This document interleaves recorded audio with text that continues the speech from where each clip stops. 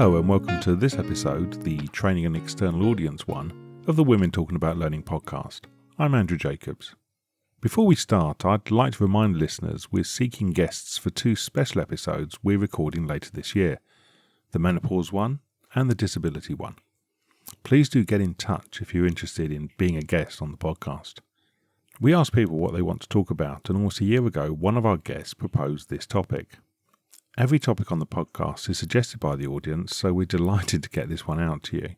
We're also delighted to have two experienced guests on this episode, which made recording a breeze. Our first guest is Holly MacDonald. Holly is the owner and chief spark of Spark & Co., a custom e-learning firm based in Canada. They specialise in designing and developing instructional products for external audiences. Holly is a whale nerd and a kayaker who loves spending time in the great outdoors, and she's also a sucker for good dog videos. Our second guest is Helen Bailey. Helen is the award-winning Head of Learning and Development at Strategy Solutions and has worked in learning and development across a variety of sectors, including education, healthcare, retail and transport. She's passionate about mental health, leadership development, inclusion and evidence-based learning and development, and about creating impactful solutions which drive real business value. There's a lot in this episode for everyone. You don't need to be an external trainer to get some fabulous advice from this recording. Recorded in February 2023, this is Women Talking About Learning. This is Holly and Helen talking about external training. So, we're here to talk about the external audience. This was my topic suggestion, so I was very keen to come on this podcast and pontificate on the external audience. And today I'm joined by Helen, and Helen and I have not had any conversation about this, so this is going to be a completely off-the-cuff conversation between two people who I think will have some interesting things to say about the external audience. So do you mind if I give you a little bit of background as to sort of why I thought of this as a topic, and then I'd love to hear your perspective, Helen. Absolutely. Go for it, Holly. Wonderful. So part of this is because in my business, I have found that this is a market that I didn't know existed, and it was I sort of ran into it as a bit of like an unexpected market, and so I wanted to explore it a little bit because I've also been working in this external market since about 2010. So, I feel like I've got a few things to share. And then the other reason that it really appealed to me was that, actually, two other reasons. One is I hear a lot of sort of bad-mouthing content. Oh, people are just content pushers, and we spend too much time and energy on content. So I wanted a little defense, like in defense of content. Yeah. It's not all bad. Bad content is bad, but that doesn't mean all content is bad. And the other is just I've seen a bit of a trend around thinking about using marketing or having a marketing approach, which to me comes into external audiences, but it's not sort of the end all be all. And I think I wanted to come and talk about the external audiences because I have a particular view that when we're dealing with with external audiences, we're creating instructional products.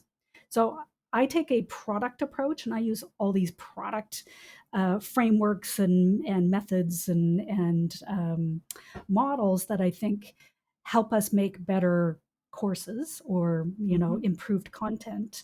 And it includes marketing, but it's not purely just a solution of, well, if we just marketed our content better, we'd have a better outcome. So all kinds of bits and pieces in there that I'm hoping one of them sort of draws you in. As I pontificated, what stood out to you, Helen? I can pontificate with the best of them, Holly. So I think we'll be in great company there. I think it's really interesting, isn't it, this idea of the external audience and how that feels different to the internal audience. And I spend a lot of my time in that world because I'm very client facing. And I thought it was really interesting what you talked about when you talked about bad content. You know, one of the things I was thinking about, it's not necessarily bad content, it's sometimes the way it's delivered as well. And I think, you know, we spend a lot of our time, we do lots of free events to a certain extent to show people not only what we do but how we do it, because that to me is fundamental to kind of how we move it on. um and it's about getting people to know us, because I think with our internal audiences, generally, I kind of know those people already. I have a relationship with them. With our external audiences, that's a little bit different, because until we're kind of in there with the client, with the culture, really understanding, really talking to people, dealing with people, then we don't have that opportunity to know those people as well. And I think sometimes I always wish, Totally. yeah, it's quite cold, isn't it? And sometimes I wish that um, we got a better briefing sometimes from people about their culture and how they do things, because that makes us better at what we do. Oh, I totally agree. Um, yeah, for me, one of the interesting things about thinking internal audience versus external audience is that an internal audience can be a little bit of a closed system. Mm-hmm. Like, and I guess for me, when I'm thinking, we build e-learning solutions, custom e-learning solutions for our clients, and some of them are employee training. So that's what I would call an internal audience, where you're in my world anyway, we're giving them an e-learning course they'd put on their LMS. They already know, okay, who works here, oh, if people aren't doing things, we can use the managers to pull some levers and whatnot. We can look at their performance. We've got a little bit of a closed system. And then we have clients where, we're building an instructional product that they're either selling or they're putting out in the world. Maybe it's a nonprofit and they want, they're trying to change behavior in the world. And so that's an open system that there are an awful lot of factors that we can't really predict, and we can't necessarily construct the same kind of solution we would for an internal audience. And to me, that means, there's a whole lot more to think about. You're putting out a training solution or an e-learning solution because you want people to change. Mm-hmm. You want to change. You want their behavior to change. And I think when you're dealing with an internal audience, you've just got to. It's just a different. It's a different set of circumstances and more levers within your control. When it's an external, you're like, I don't know, is anybody going to click on this button and take my course? Well, maybe. Maybe I'll just, and I think there is an element of when you're dealing with external audiences, quite often you get asked to do things in a sort of quick and dirty way, if you know what I mean. It's kind of come in, do the solution or whatever solution they've kind of thought about, and then you come out, but you never see that through to fruition. So all you know is that you've done your bit. Whether that was successful or not, you're not always going to do that unless you have an ongoing relationship with that client. And I think sometimes that can feel a little bit lonely within the external audience space, because you've Yeah. gone in and done your stuff and then you've come out again and then you go somewhere else and do it. And I think for me, some of the more satisfying external audiences I deal with are when we've got a long existing client and I kind of get to go back in and talk to them about it, and where they're really interested in the evaluation of it as well. Actually, I find that quite interesting, that Mm-hmm. being able to see things through and really being able to talk about where it's added value. Yeah. I think that, that lonely comment is really, it's really, is very true. And, that external, that external perspective where you really don't know where things are going to end up. And you to some degree have to separate yourself from that outcome can be really hard because we all need that sort of feedback, even of, not hey, you did a good job or the solution worked, but more around, oh, is this something that we should do again, or is Yeah. this something that that fell flat on its face? And I think one of the benefits of organizations that aren't internal is that you do have this real, kind of cross pollination opportunity.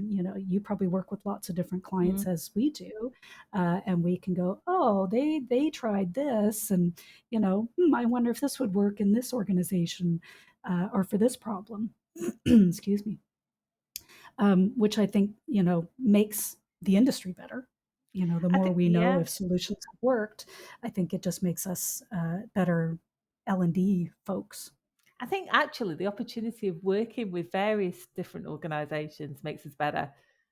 I think because we really have to be really hone our skills. So before I arrived in my current job, I've done lots of interim work, which means I've worked in lots of different industries, doing lots. It's always been L&D, but a variation on the L&D role. But I just think it makes me sharper in a way, because I've had to kind of react and respond to lots of different things. And there's not a lot of stuff. I'm going to say this, and this is going to be famous last words, isn't it? There's not been a lot of stuff that can phase me now because I've not seen it all, but I've seen a lot of things. And I'm kind of like, okay, yeah, I've seen this work here. So I know that I can place that there as well. And I think, Yeah. that adds to sort of the credibility of it. Because I do think, and one of my questions for you, Holly, is one of the things I've been thinking about is, do you think that people have a higher expectation of an external person coming in to deliver something? Probably. I mean, so I've been external for 16 and a half years. Mm-hmm. So the memory of being internal is pretty faded. I don't know. Yeah. That was a long time ago, and I've worked with probably 75 organizations with my business. So I'm like, I But that your comment of having to go in and learn new industries, new jargon, new topics, Mm-hmm. that's uh, that's a daily occurrence. One of the things I will say is that having the humility to say, I don't know. I don't know how you do it here. Absolutely. Why don't you give me some insight? Or really just being able to um, make space for people to question why they've been doing things a certain way, or why we've always done it that way is a significantly undervalued perspective that I think we bring as external folks. But yeah, I mean, I think there is an expectation that um, that we should produce excellent work.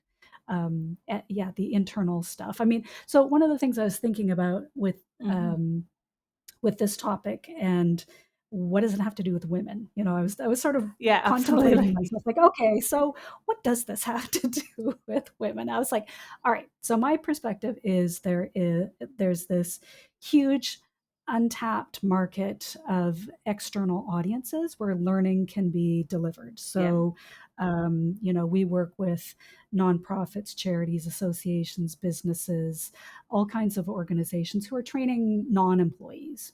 Yeah. So they might be software producers who have to train users. They may be association members who are like, oh, what am I getting out of my membership? Oh, look, they're providing some industry or some domain specific training.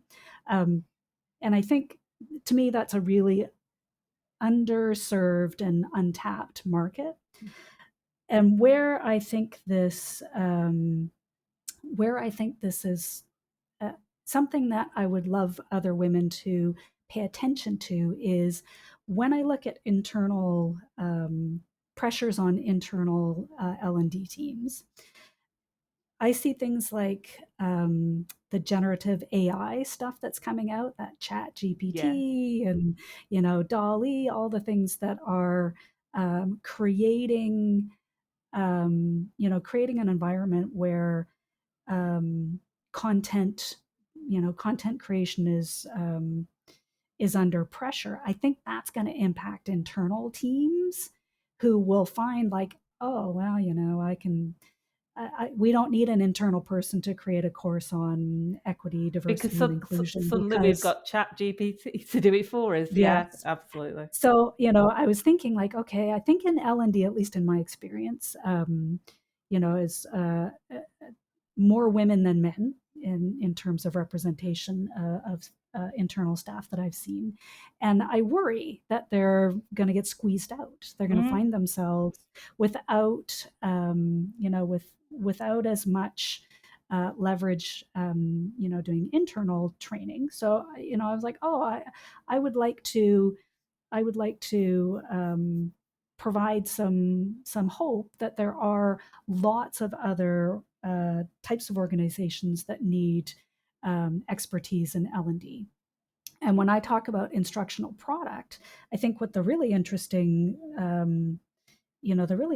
part there is that if we think of what we build as products, there's a whole host of things that are product related. So packaging, positioning, value proposition, pricing, managing the roadmap of all the features you might put in your product. It's all the crafting, isn't it? Which all that stuff, which we don't and often refer to. Yeah. No, we don't. And then we've got this extra superpower of putting the instructional side on it. So it's like, oh, it's not just create an amazing video, it's create an amazing instructionally sound video that I think, oh, that really gives quite a broad, just sort of quite a broad area for people in L&D to explore so that they don't find themselves being squeezed out of their job roles because, oh, now we've got tools like AI that can do it for us. It's really interesting. I think it goes back to your content pushing element before. It is, it depends. It depends on our understanding of what L&D is all about, I think, because it's not Absolutely. content pushing. Yeah. I feel really strongly about this. I feel that L&D sometimes gets a bad rap for content pushing and just being a kind of servant, if you like, of the organisation. When actually, we should be better than that. We should be asking questions. We should be thinking about, how does this fit into what the organisation is doing? How can we make this as accessible as we possibly can? It is more than creating a course content. It's more than creating a course outline. It's more than creating some slides. The best L&D is better than that. It makes a real difference. And that whole kind of, oh, I can just get AI to do it for me. Well, you can, but I'm not sure AI can craft it beautifully so it's bespoke to your organization. Yes, absolutely. Absolutely. And that product approach to me works internally as well, because absolutely. you are, you're one of the things about building products is you're thinking about it from it's very learner centered or user centered. So what is my product going to do for this person? What problem is it going to solve? What value is it going to bring? And I think in the internal world, a lot of that is more on the organization, like what's it going to do for us as the organization, not the individual. Whereas I think if we were able to apply a bit more of a product approach, I think as designers, we could also kind of tease that out, like, oh, okay, this is going to give someone confidence in this certain circumstance, or it's going to make them more promotable, or it's going to give them a performance edge that they value as much as the organization or the employer does. I think it's interesting that it's more, I think, because when you're dealing with the external audience, I know I quite often find that somebody comes to us and says, we know what we want. So you kind of start on the back foot a little bit, whereas I think in an internal world, I'm more of a, so how do you know that? What's the evidence behind that? That's always where I start from anyway. And then sometimes I think in the external world, we're paying for this this is what we want to see, etc. And you get so far down the line sometimes, and and you kind of realize that that's not what was required in the first place, because you start having those conversations, you start building those relationships. And I think sometimes I think the best relationships I have with our external clients is where I can have a conversation about it before we even get there. So it's, it really explores, what's possible, what is happening in the organization, what are they seeing, what do they want.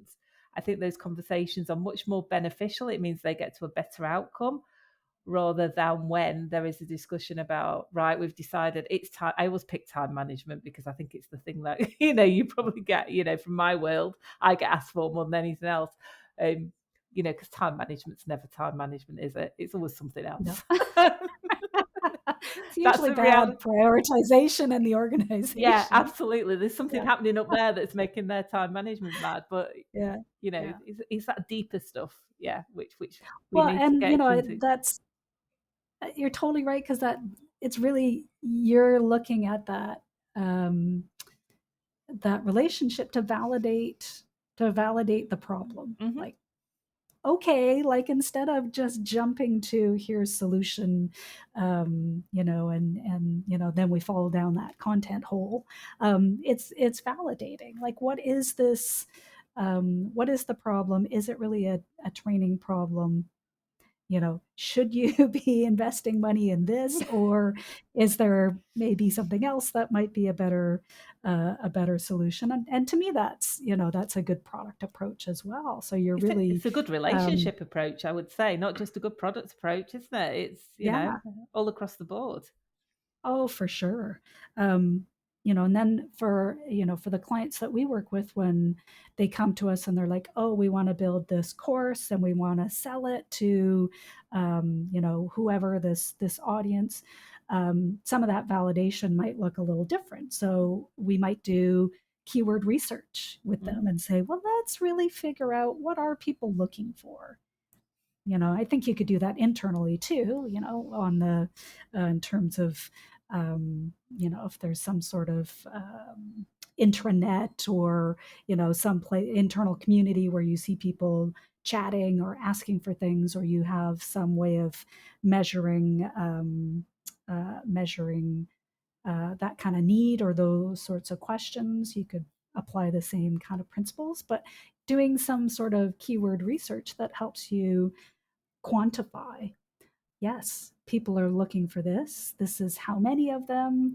Let's help them with that. I could almost hug you at this point, Holly, because I feel like I talk about all this all the time. I'm like, ugh.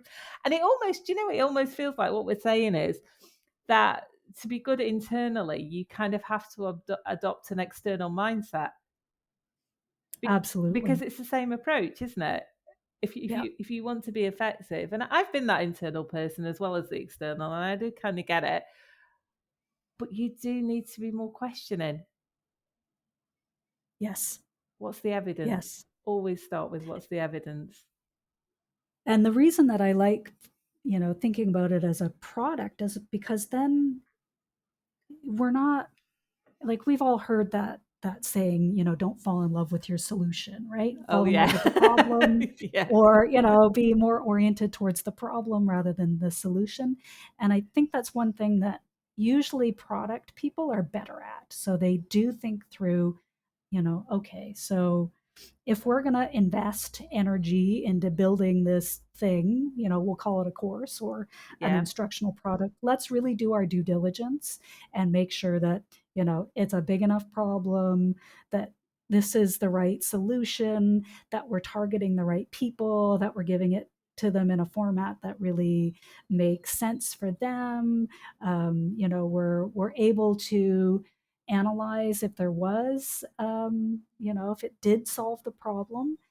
And those are things that I think product people do. And, L&D, I think, could definitely learn from that and apply some of those principles to what they do, and not just go, oh, it's all Addy. all we have to do is, analyze and, do a task analysis, and that's all we need to do. Job's a good one, as I might say. Yeah. I think there's a really interesting thought that L&D could learn so much from a lot of the other specialisms, and I think the two that I always fall back on in marketing, just in the way marketing talk about and sell things. You said it earlier on. Actually, we need to be better at saying this is how this solves your problem. This is how it helps you. Not here's a lovely course and it's 3 weeks in the Bermudas, for example. If only. Yeah.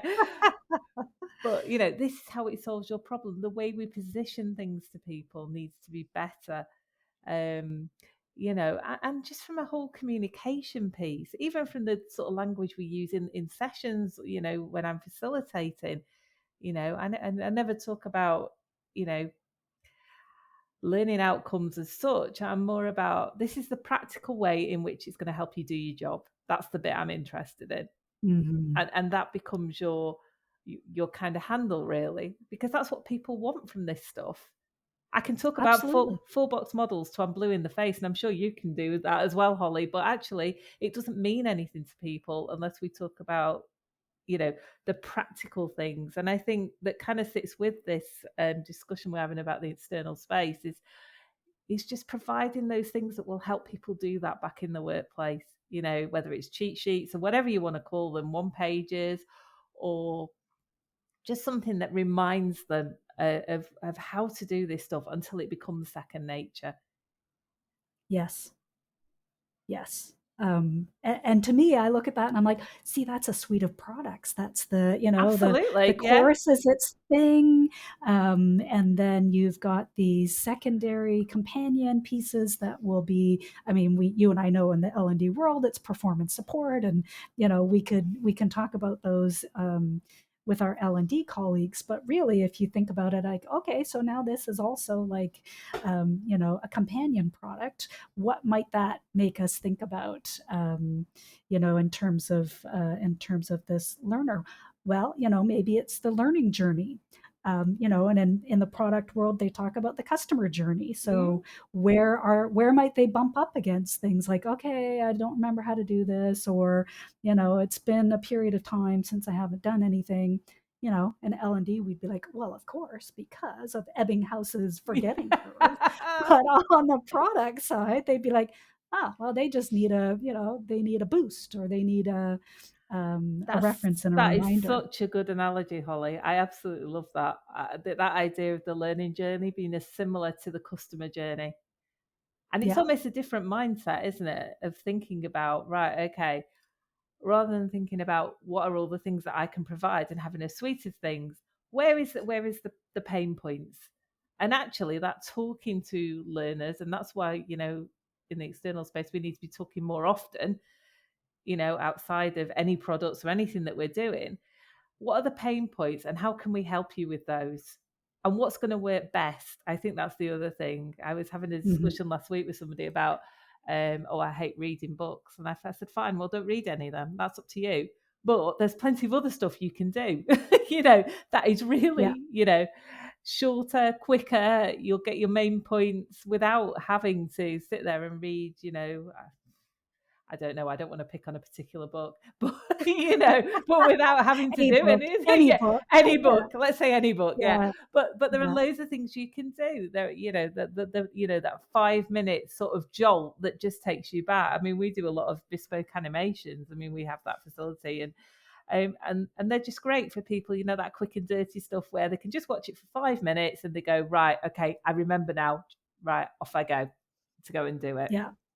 And that, again, I feel like I'm like, oh, I'm the product gal. But if we go for it, if you look at it from a product perspective, that's packaging. Yeah. How are you packaging the product to meet their need, at that point of need, so that you don't come along and go, oh, well, I have a 3-day course, when all they really need is the one pager or the checklist or the animation.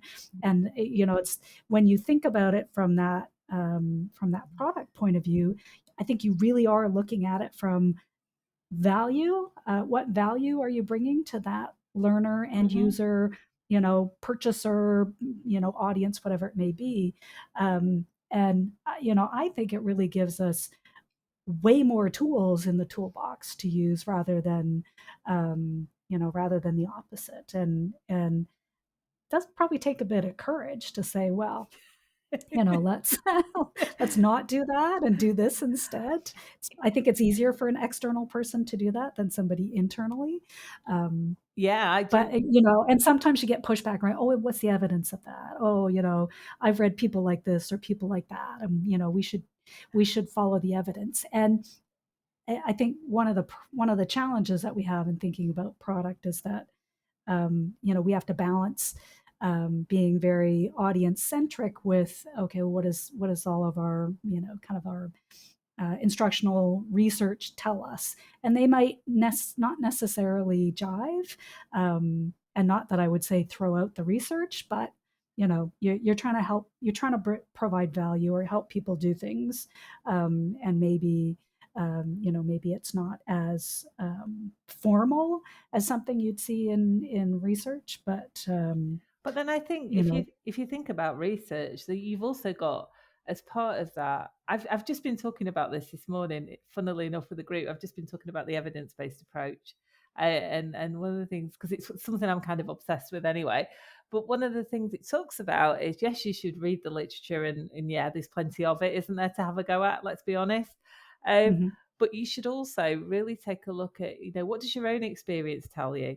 We've just been talking about in the external space, it could be that you have, you've been out and you've worked in a lot of industries. You kind of get a feel for what works and what won't work, because that causes you to start asking those questions, about Yeah. how will that be implemented? How will that be used? Have you thought about this? You know, so I think it's a combination of things. It's really, Holly, I just want to use my favourite word, which is triangulation at this point, because I love that. Ding, ding, ding, ding. Yay! I feel like I've scored now. But just that, if I feel that way, if the literature says that way, if there's some data in the organisation, that's probably the right thing to do. And it's really, Yes. the context of this stuff is everything, isn't it? I've got a preference for some things I might like to do, but I'm realistic enough to know that that's not always the thing that the organisation needs.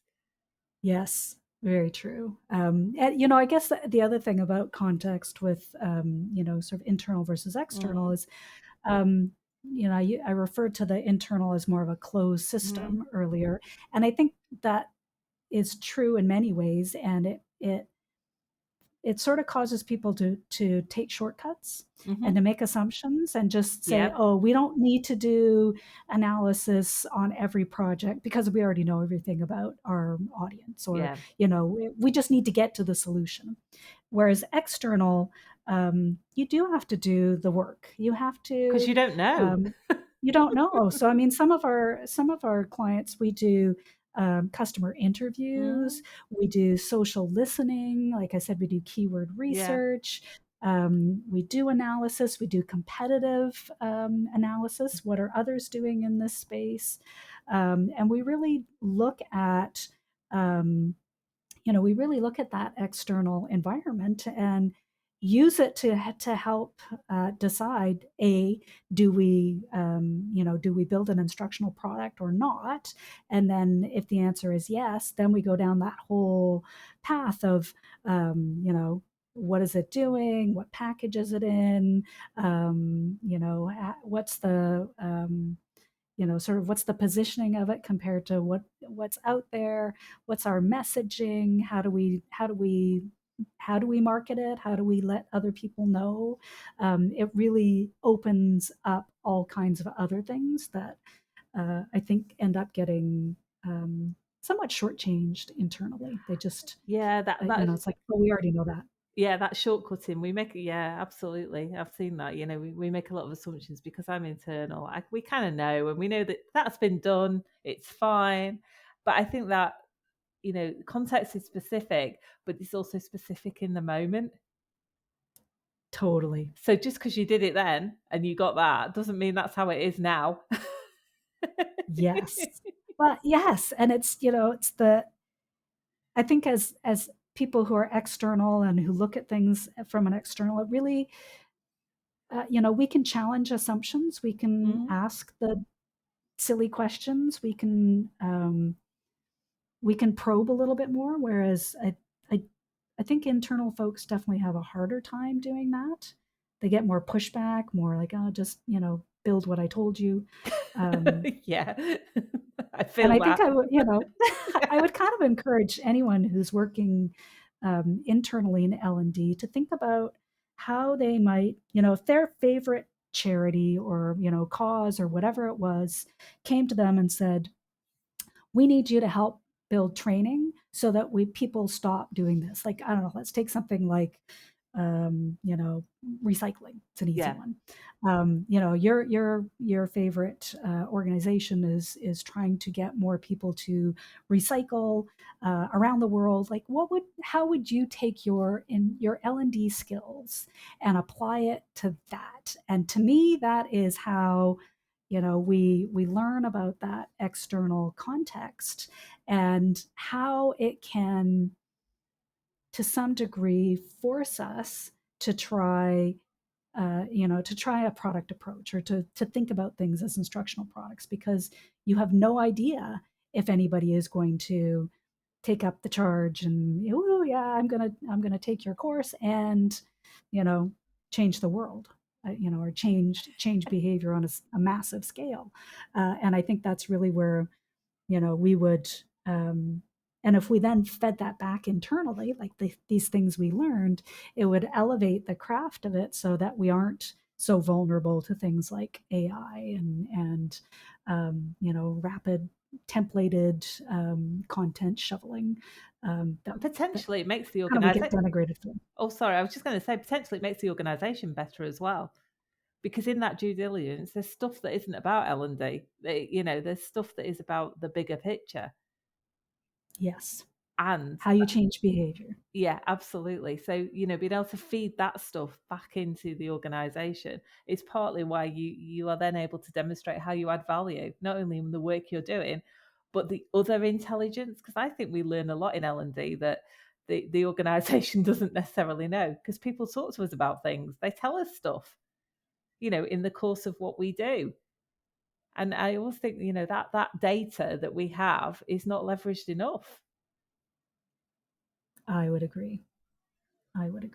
And yeah, I think the more, I guess for me, like if we were to sum up this external audience one, I don't know. Okay, how would you sum it up, Helen? What would you say? It's like, what were the key things that we want people to walk away from this with?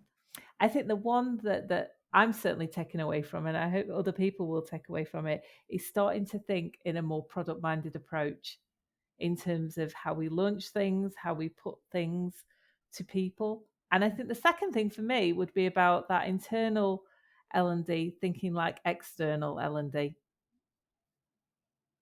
Start questioning more. What about you, Holly?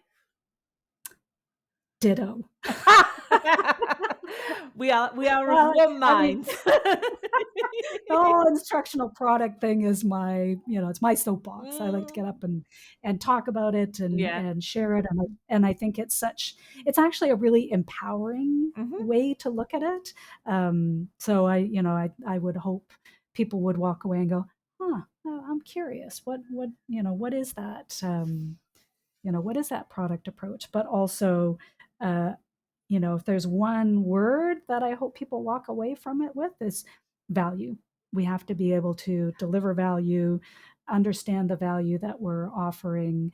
Don't create content if it's not going to contribute value to that end user, and really not, sort of be the advocate for that end user, that learner, so that they do get value. I'm going to have that tattooed on my arm, Holly. I think that's where we should end it. There you go.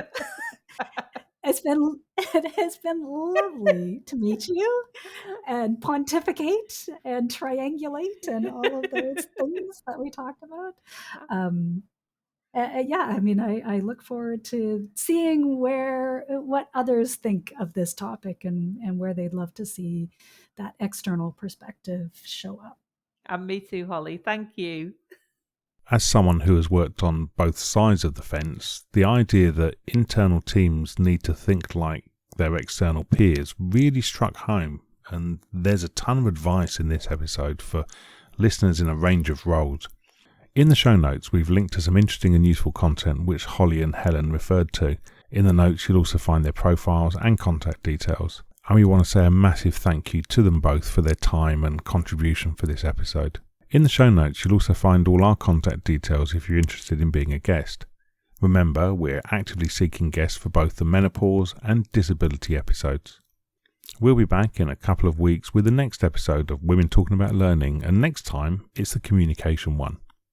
As always, thanks for listening, and we'll see you again soon.